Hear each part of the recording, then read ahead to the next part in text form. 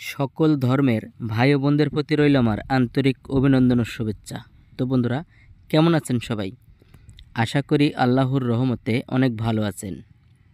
তো বন্ধুরা, আজ আমরা জানব আমরুল গাছের কিছু গুণাগুণ ও উপকারিতা।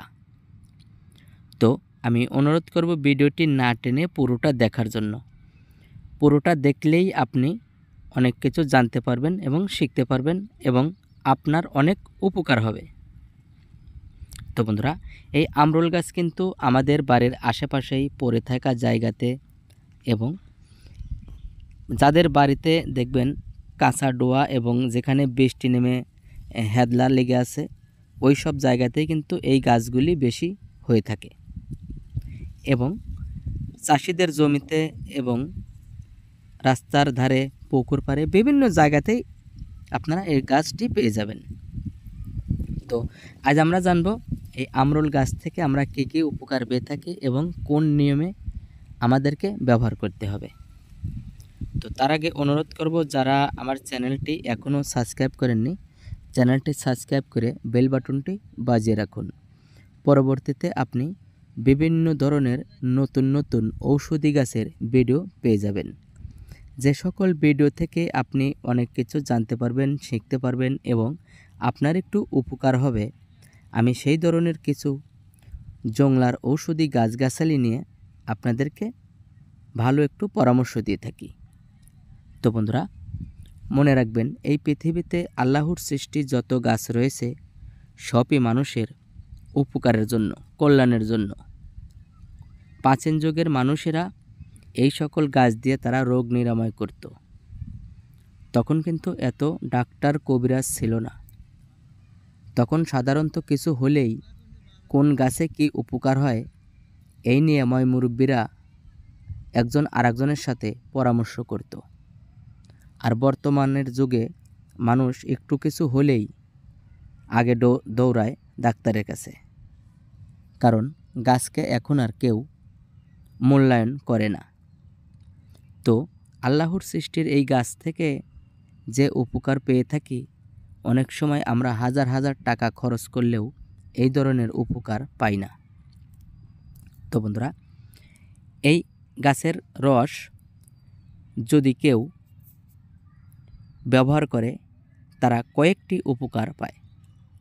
যেমন ঠান্ডাজনিত সমস্যায় যারা সম্মুখীন হয়েছেন, এই আমরুল গাছের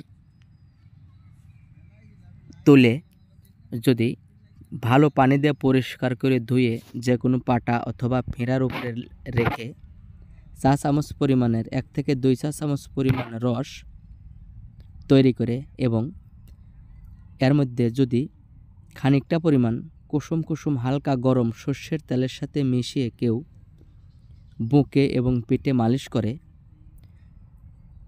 ঠান্ডা আর থাকবে না।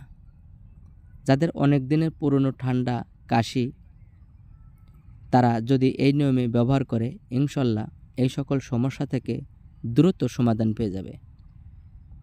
এবং যাদের চুল পড়ে যাচ্ছে, উঠে যাচ্ছে, যদি এই গাছের রস ব্যবহার করে চুল পড়া বন্ধ এবং চুলের গোড়া শক্ত করে।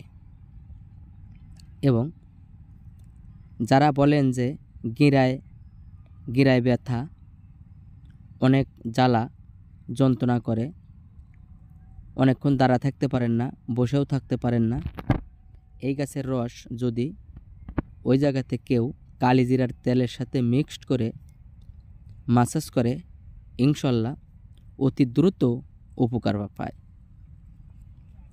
এবং যারা গ্যাসের সমস্যার সম্মুখীন হয়েছেন, এখন কিন্তু 100-র মধ্যে 95 জনেরই গ্যাসের সমস্যা রয়েছে। এই গ্যাসের সমস্যার সমাধানে যদি কেউ এর 10 থেকে 12 ফোঁটা রস এবং হাফ গ্লাস পরিমাণ ছাগলের দুধের সাথে মিশিয়ে ব্যবহার করতে পারে, ইনশাল্লাহ এই গ্যাস আর থাকবে না। এবং যে সকল ভাইরা বলেন যে আমার পুরনো আমাশা পায়খানা ক্লিয়ার হয় না, পেটের মধ্যে মাঝে মাঝেই চিনচিন করে ব্যথা করে, তারা যদি এই গাছের 1 থেকে 2 চা চামচ পরিমাণ রস এবং আখের গুড় দিয়ে মিশিয়ে 7 দিন ব্যবহার করে, ইনশাল্লাহ যত পুরাতন আমাশাই হোক না কেন আপনার শরীর থেকে চিরদিনের মতো পালাবে। তো বন্ধুরা, আমরা কিন্তু সব সময় বিভিন্ন জায়গা থেকে বিভিন্ন ধরনের ঔষধ কিনে খেয়ে থাকি, সেখানে কিন্তু আমাদের টাকা পয়সা খরচ করতে হয়।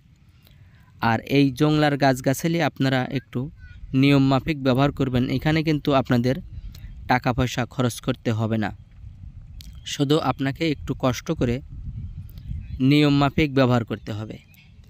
ইনশাল্লাহ ব্যবহার করলে আপনি উপকার পাবেন, আপনার কষ্ট বৃথা যাবে না। তো বন্ধুরা, ভিডিওটি ভালো লাগলে একটি লাইক দিতে ভুলবেন না। তো ভালো থাকুন, আল্লাহ হাফেজ।